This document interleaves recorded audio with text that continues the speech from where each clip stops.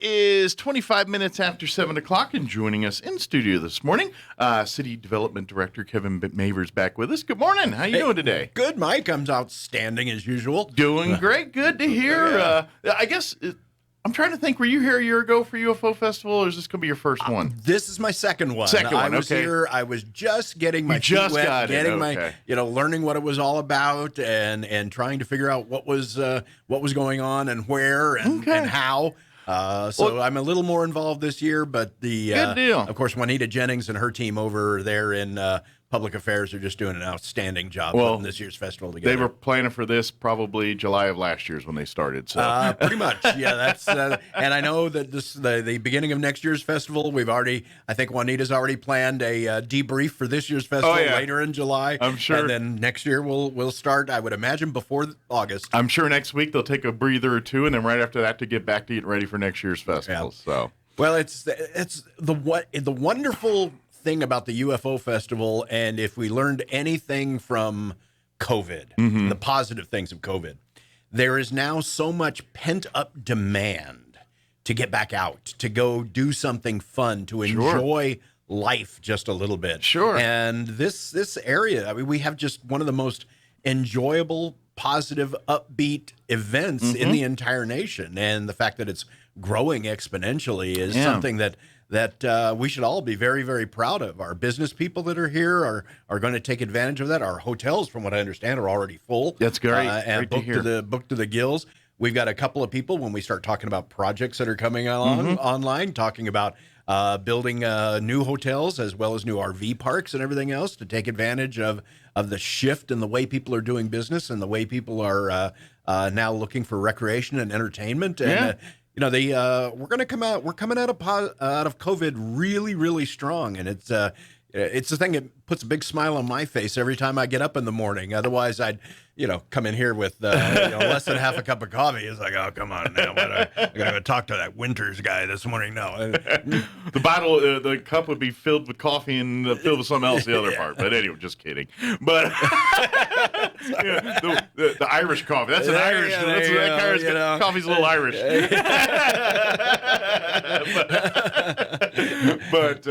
But yeah, I get what you're saying. It's kind of neat, and I'm very curious to see, because of the world we live in right now. I mean, it costs an arm and a leg to get on an airplane right now, and the cost of gas.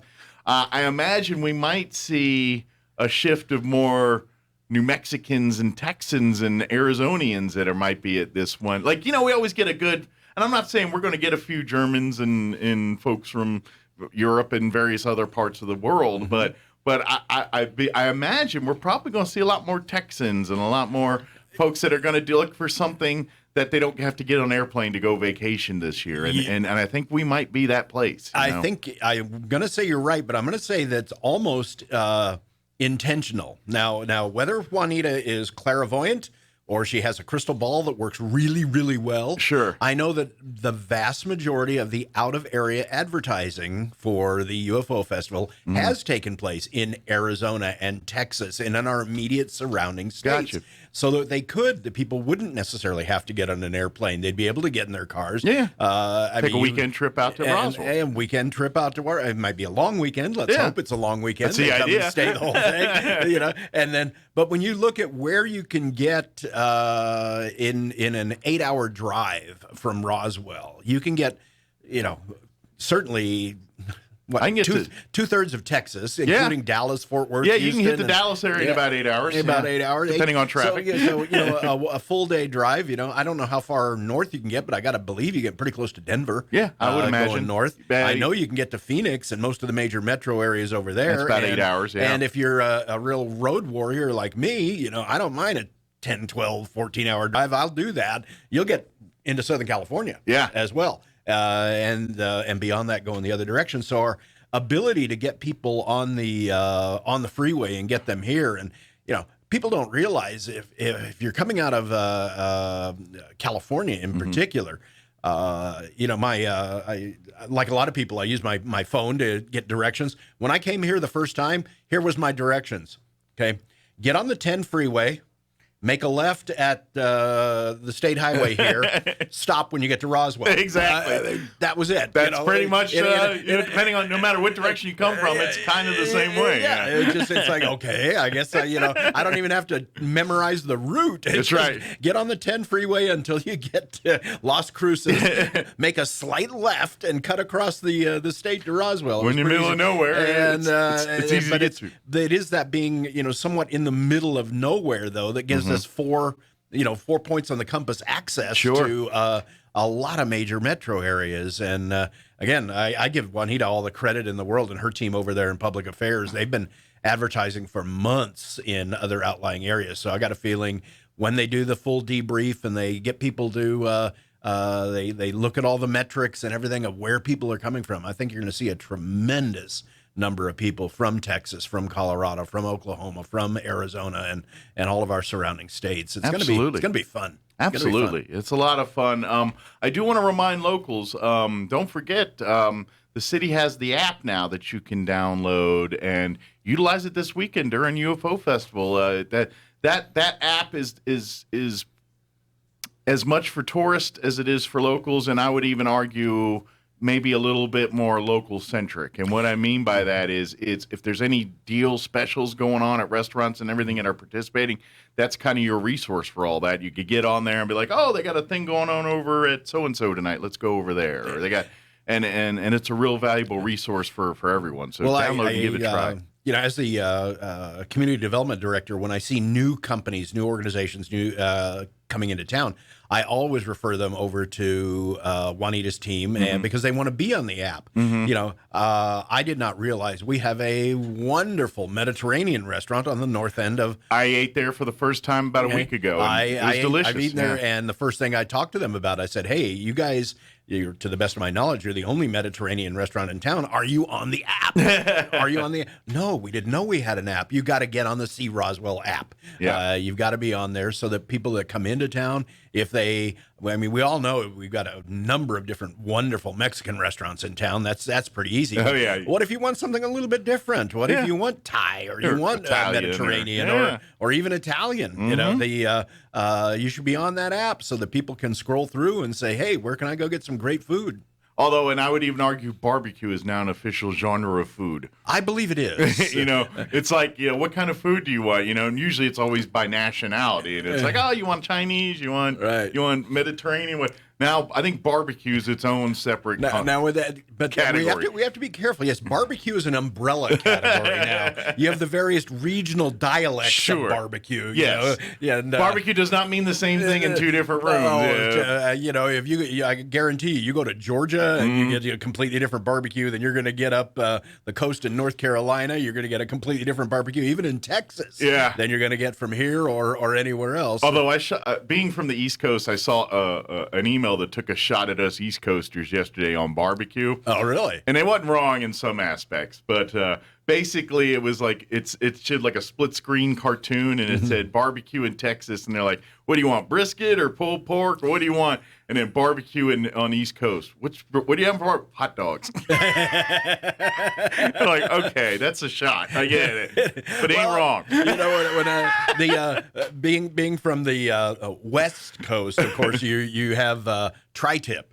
Tri-tip is the big thing, and it's just wonderful. I can't find a place that sells tri-tip here locally. It's you think a beef-centric area? Yeah, you would think, but evidently it's a specialty cut here in along the West Coast, especially in the Central Valley, and that place you'll find it just about at every store, everywhere. That cut, but here, no, you've got to special order it if you want it. So.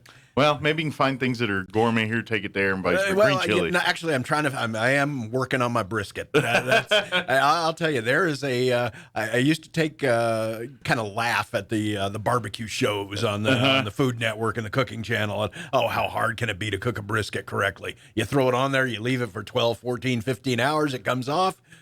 Yeah, no, there's an art and a talent to it. There is a definite art, science, love, very much so. To that, and I've got a pretty decent piece of equipment to put it on there, but I've had some really bad homemade brisket recently. Well, and that's the thing. They say if you can master the brisket, that's the pinnacle in barbecue. You know, you can cook good chicken, ribs, and pulled pork and all that, but until you can nail the brisket, you are not truly a barbecuist. I am definitely aspiring to do that at this point, and it is an aspiration. I will achieve it. I will overcome, and then I will have a party and invite everybody to come over. Well, and then briskets got so expensive now, which is weirdly ironic. I know it's all about supply and demand, but there's a reason why brisket it's generally the toughest, roughest, honoriest piece of meat on the cow. Oh, yeah.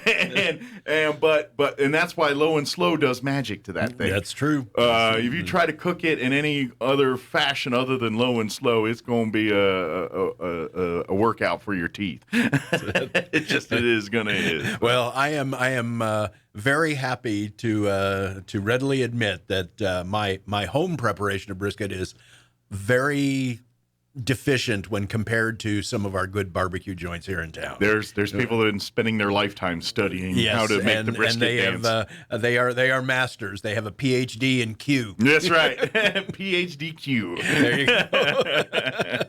So, are anybody hungry now? I'm sure a bunch of people are looking to go find places for breakfast. I'm looking for that brisket, the brisket breakfast sandwich from Mickey D's. There you go. You know. Hey, barbecue for breakfast is a beautiful thing. It is. You know, well, I don't think there's any kind of barbecue that doesn't go good with an egg. That's right. You know? I mean, with a brisket and egg breakfast. Yeah, why not? Sounds pretty good to me. So. Okay. All right, we got to stop. Cowboy Cafe. You guys listening? No. Yeah.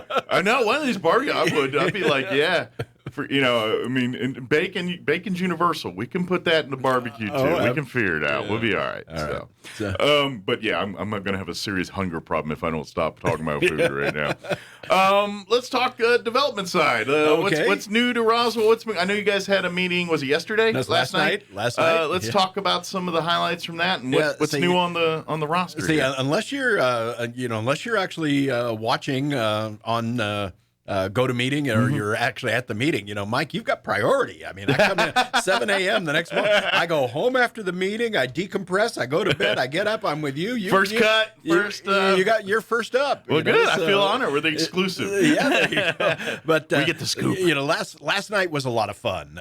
You know, the last 2 or 3 months we've been talking about how we're seeing this slow but steady increase in the number of cases. And it seems like every month I'm coming in and go, we had more cases last night than we had the previous month. Well, guess what happened last night? We had more cases last night than we had the previous month and the month before that. We actually had a grand total of 13 different cases on the agenda. Now, we were able to lump some of those into groupings because you might have a zone change that goes together with a conditional use permit and things. But the kind of knock out two birds with one stone. And we do that. But it's the total volume of proposals. And we had a big jump in the number of cannabis establishments coming through. That tapered off out of the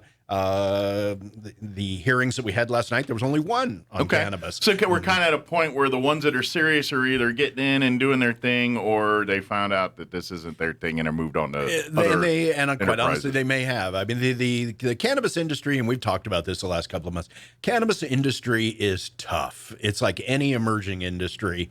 You're trying to find your way through it, not just the legislative issues at the state and the local level, but we even had some concerns brought up last night about some current concerns over the federal jurisdiction with the distancing to schools and the drug-free school zones. And so we've got some interface issues between the federal government, the state government, and the local government that everybody's still working through. But the bottom line for that particular applicant last night was their project was approved by the Planning and Zoning Commission and now moves to the City Council. Onto the City Council. Onto the City Council for their review and approval at the, I believe that'll be the July 9th meeting. Very good. So in theory, you know, as long as all the I's are dotted and the T's are crossed at City Council here in a couple weeks, they should be ready to open up by mid-July, I'm thinking. Well, no, it'll take them a little bit longer. This is the first one we've had where it's not a conversion of an existing. This is actually a brand new facility. It'll be I think 325 South Main is Okay. so it's an existing building, and that's the other one of the other things I wanted to talk about when you look at a sign of signs of economic activity.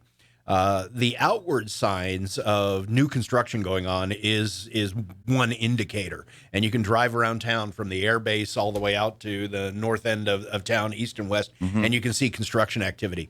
It's the construction activity you don't see that's also equally as important. When you see existing buildings that are being renovated or rehabilitated, you see new people moving in.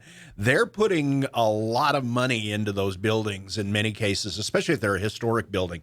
Some of our buildings right here in downtown, just because of the way they were constructed and their age, if you want to bring them up to modern standards, it costs as much, if not more, sometimes to do that work than it does to build from the ground up. Yeah. Because you're looking at demolition and rehabilitation work, and then you turn it around and then you build it back up from the inside. So, And let's face it, anytime you start rehabbing an old building, yeah. you start pulling back layers and finding more problems. That's just guaranteed. Yeah, that's something I've had to explain to a number of different people over the course of years. There's a saying by Dwight Eisenhower that I love, and it says he basically says that in any war, in any skirmish, planning is essential. Yeah. But plans are worthless because no plan survives first contact with the enemy. Okay. In the world of construction and development, you can do the best possible plans. We can dot all the I's, we can cross all the T's, we can make sure that everything is designed to the best possible standards. But the minute you break into a wall, or the minute you turn a blade of dirt, okay, you're going to start finding things that need to be addressed. Yeah. So it's that ongoing effort to address those issues, all those things that you don't see going on that people get sometimes frustrated about. But there is forward movement, and you just have to deal with those issues as they come up and attempt to keep things moving forward in a manner that'll ultimately result in the success of the development. Yeah, absolutely. You know, quoted Eisenhower there. I'll give you a more modern person, give you basically the same thing in a different. I'll quote Mike Tyson and say, "Everyone's got a plan to get punched in the face," and that's. And that's kind of the same philosophy, a little bit more blunt, but kind of the same philosophy. Now,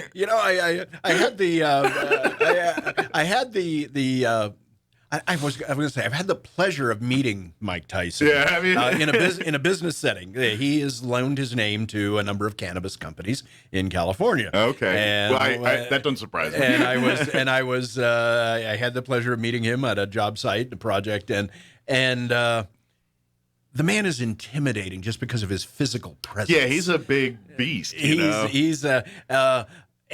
it's just there's a disconnect though between his voice and his appearance. Yeah. And he's working on it, and I know that he's doing his best because he wants to be a good spokesman for his companies and other things it is.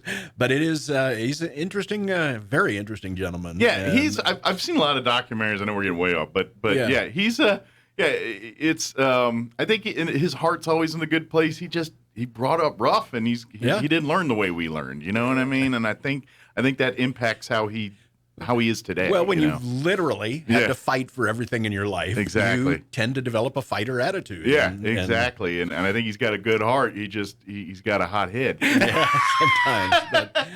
But anyway, moving on. Moving on. Okay, so the cannabis, and then we had again, if you want to look for properties and developments, things that people that are reinvesting. I love it when people take the time to come in and say, hey, we've got some money, we've done good, we want to put that money back into the community. So we had not one, but two of our local gas stations, the Allsups at 2nd and Sycamore, and then the Allsups at, McGaffey and Lee, I believe. Okay. Both two very different facilities, one in the middle of a kind of the neighborhood gas store and everything else. The other, obviously, on 2nd Street, much more big.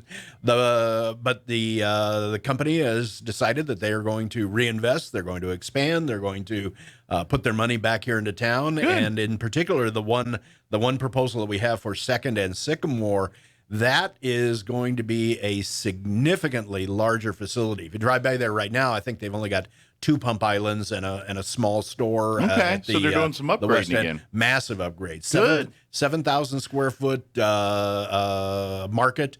I believe 10 or 12 gasoline islands. Good. 3 diesel pumps and 3 electric charging stations. So, Good deal. They did this. Allsups did this about 8-10 years ago. They, I know the one on Sunset and Poe. Mm-hmm. That Allsups they basically leveled and rebuilt. The one on South Main, as you're going towards to the college and the base. The one it would be on the southbound side as you're going towards the base. They leveled that one and built that one up from the ground up. I'd say about 8-10 years ago, right? And upgraded them. So I imagine the ones you're talking about are going to be very similar to those. Actually, these a little bit more modernized, but actually considerably more modern because they're looking at the expansion of electric vehicals, hybrid vehicles, and everything else. So they're bringing in some of the fast charging stations and everything else. So it's going to be, like I said, we get then, and then beyond that, of course, we have the cannabis. We had the 2 gas stations with Allsups. We had. What else did we have coming through? Renovation, and this is just something simple, but just quality of life stuff. We had one applicant that came in. They purchased one of the older churches that hasn't been in operation for a number of years, and they're renovating that, putting a lot of money into it for a local dance school. Okay. So they'll be taking that church, turning it into a dance school, and providing a place for all of our. So for folks that know, he's talking an actual place of worship church, not one of the church's chickens on the north or south end of the town. An actual former place of worship. Yes. Well, because at first I was thinking, then I was thinking, oh wait a minute, both churches are closed. We might want to clarify just in case someone thinks one of the chicken places are going to be a dance studio. On the other hand, Popeyes is going vertical. But it is. The fence is up and the ground's breaking, and they're working now. They are. And if you haven't driven past up to the north end of town and seen all the activity that's going on up there, it's I don't know how close Texas Roadhouse is getting, but you can definitely tell it's a Texas Roadhouse. I noticed yesterday the big front door sign on the front of the building, the big with the animation and everything, and looks the like monument sign and everything else. It's all looking good. Yeah. So I'm looking forward to that. I think just like everybody else. I think so too. I don't think they have brisket though. I don't know. No, I don't know. Really? I imagine they got to. It's Texas. They've got a tomahawk ribeye, though. To call themselves Texas Roadhouse and not have any brisket, that's kind of a disservice to Texans. I'm just saying. It could be. But I've had the pleasure of eating in a number of Texas Roadhouses nationwide, and I've never had a bad meal. So I know that's true. I've only eaten one. I've only had one in Texas, but I've only had an opportunity to be near when I was eating and near one at the same time was at one time, and I really did enjoy it. So I'm looking forord to. That's interesting. Now that I think about it, I've never eaten at a Texas Roadhouse in Texas. Mine was in Texas. So mine was official. I ate at one in Missouri, Colorado, Arizona, California, but never a Texas Roadhouse in Texas. So that's going to have to wait. I'm going to eat at this one first. There you go. You'll have to break this one in before you try one in Texas there too. So so things are going. It sounds like. It's definitely pointing towards growth because, like you're saying, you're towards earlier in the conversation here, you're getting more and more cases each month, which means whenever there's the planning, the development meeting going on here, these are all every one of these cases are people trying to apply for business licenses and things in the city to expand and open business. So the fact that Kevin's seeing more and more of these each month means business is going, the economy's starting to go into a direction of good things, and so at least for here in Roswell. So that's good sign to see the doors are opening up. New businesses are coming, old businesses are growing. It's all good to see that. So. Well, it's an indication also though that the things that we put into place at City Hall, and in particular in the Community Development Department, when I first got here, I heard all of the rumors and I heard all of the people talk about how some of the people in Roswell had an impression that the city was business unfriendly. That is not the case. It hasn't been the case certainly in the last year and a half since I've been here. we've been doing everything we can to move projects through as quickly as possible. Now, I'm not going to sit here and say we've been perfect at it. We haven't. There's been some growing pains. We've had to retrain some people. We've had to update our operations and our systems, but we're making tremendous progress, and the results are speaking for themselves. Yeah, and people need to understand government work is glacial. It is, and by design, it's supposed to be that way because the government world does not do the same as the business world. There's got to be a lot more transparency involved in government operations. Also, there's a lot more perspectives a government is thinking from where a business isn't. A business has got, at the end of the day, they're answering to their, depending on the business, stockholders or but you know what I mean?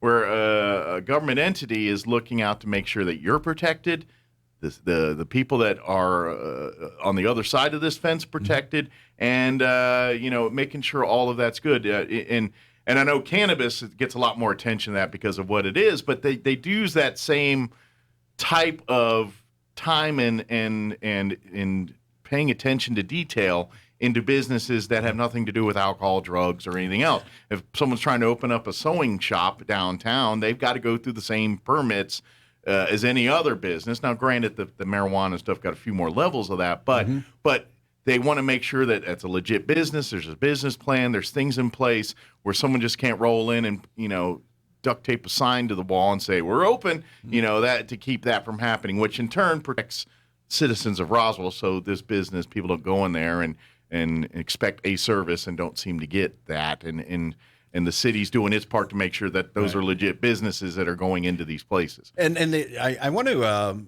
you touched on a subject here that I really wanted to bring up, so thank you for doing it. And that is the role of the citizen in the process.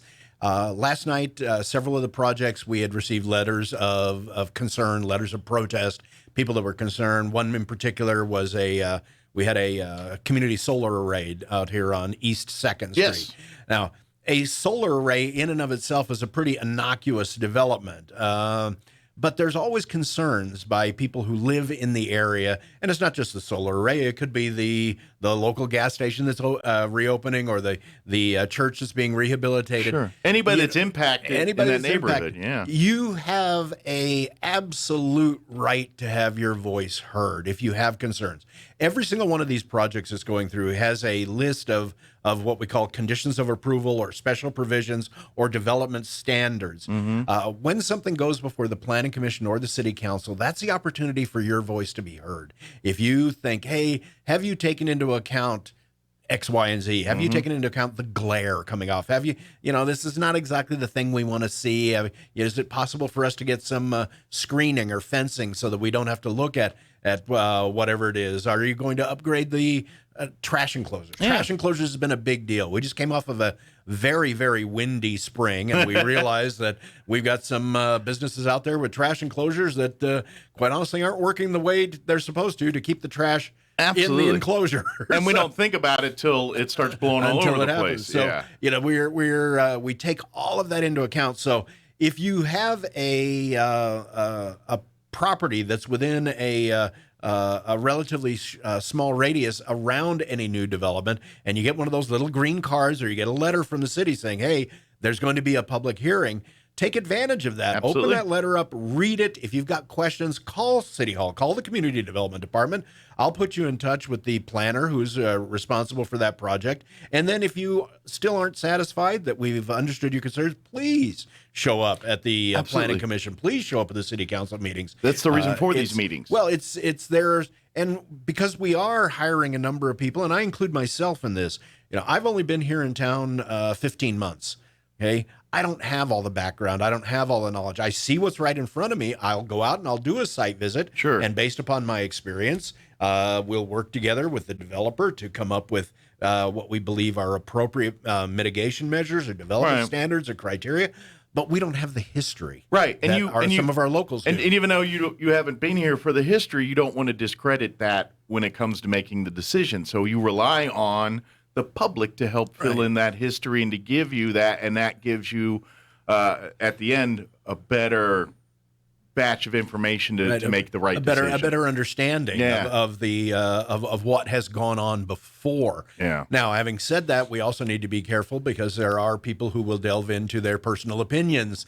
There is a time and a place for personal opinion, but when you're in a public hearing, the decisions need to be based on fact and evidence available. So, bring your best game, bring your best information, and everything else. Discuss the opinions at a later date with your city council person of your ward. Absolutely, that's the way it goes, and that's how we keep it professional, but at the same time get your point across. So. Good deal. Again, always, if you want to come to the meetings, it's always the fourth Tuesday. Planning Commission meetings are the fourth Tuesday of every month, unless they happen to fall on a holiday or I know sometimes right around Thanksgiving and Christmas we end up with some conflicts and they may shift a week or two.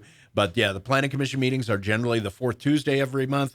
We're doing our best to put our agendas out earlier and earlier. We try to get them out by Friday. The Friday before, so you can go online, you can download the agenda, you can see if there's anything of interest or anything you'd like to comment on.